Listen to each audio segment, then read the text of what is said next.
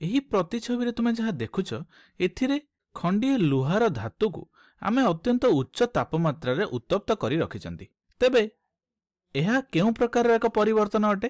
ଏହା ଏକ ଭୌତିକ ପରିବର୍ତ୍ତନ କିମ୍ବା ରାସାୟନିକ ପରିବର୍ତ୍ତନ? ଚାଲ ଏହା ବିଷୟରେ ଆମେ ଭାବିକି ଦେଖିବା। ତେବେ ଯେତେବେଳେ ଆମେ ଲୁହା ଖଣ୍ଡକୁ ଉତ୍ତପ୍ତ କରୁଛନ୍ତି ତାପରେ ମଧ୍ୟ ଲୁହା ଖଣ୍ଡଟି ଠିକ୍ ଲୁହା ଅବସ୍ଥାରେ ହିଁ ଅଛି। ଏଥିରେ କୌଣସି ପରିବର୍ତ୍ତନ ଆସିନାହିଁ, କିନ୍ତୁ ଏହାର ତାପମାତ୍ରା କିଛି ବଦଳି ଯାଇଛି।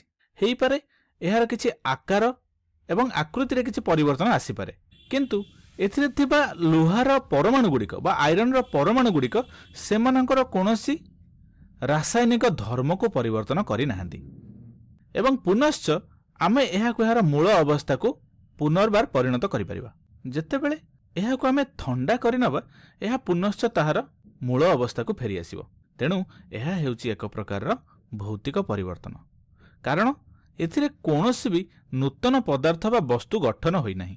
ପ୍ରାରମ୍ଭରେ ଆମ ପାଖରେ ଏକ ଥଣ୍ଡା ଆଇରନ୍ ବା ଲୁହା ଥିଲା, ବର୍ତ୍ତମାନ ଆମ ପାଖରେ କିଛି ଗରମ ଲୁହା ଅଛି ବା ଉତ୍ତପ୍ତ ଲୁହା ଖଣ୍ଡ ଅଛି, କିନ୍ତୁ ଏଥିରେ କୌଣସି ବି ରାସାୟନିକ ପରିବର୍ତ୍ତନ ଘଟିନାହିଁ। ତେଣୁ ଏହା ହେଉଛି ଏକ ଭୌତିକ ପରିବର୍ତ୍ତନ। ଠିକ୍ ଅଛି, ତାହେଲେ ଏଇଠି ଯାହା ତୁମେ ଦେଖୁଛ ଏଥିରେ ତୁମେ କ'ଣ ଲକ୍ଷ୍ୟ କରୁଛ ନା ଏଇଠି ଆମେ ଦେଖୁଛନ୍ତି ଯେ କିଛି ତାଲା ଗୁଡ଼ିକରେ କଳଙ୍କି ଲାଗିଯାଇଛି ବା ଜଙ୍କ ଲାଗିଯାଇଛି।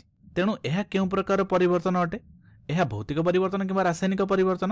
ଆମକୁ ଏମିତି ଲାଗୁଛି ଯେ ଲୁହାରେ ଜଙ୍କ ଲାଗିବା ବା କଳଙ୍କି ଲାଗିବା ଏକ ରାସାୟନିକ ପରିବର୍ତ୍ତନର ଉଦାହରଣ ଅଟେ।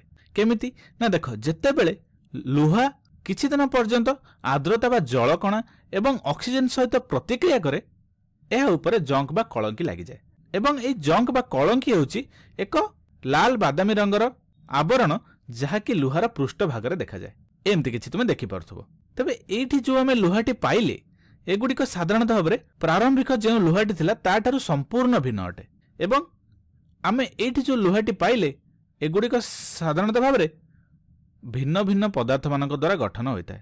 ତେଣୁ ଏହି ପରିବର୍ତ୍ତନ ବା ଏହି ରାସାୟନିକ ପରିବର୍ତ୍ତନରେ ଯେଉଁଥିରେ ଲୁହା ଅକ୍ସିଜେନ୍ ଏବଂ ଜଳକଣା ସହିତ ପ୍ରତିକ୍ରିୟା କରି ନୂତନ ପଦାର୍ଥ ଗଠନ କରନ୍ତି, ସେହି ନୂତନ ପଦାର୍ଥଟି ହେଉଛି ଆଇରନ୍ ଅକ୍ସାଇଡ୍ ବା Fe2O3.XH2O ବୋଲି ଆମେ କୁହନ୍ତି।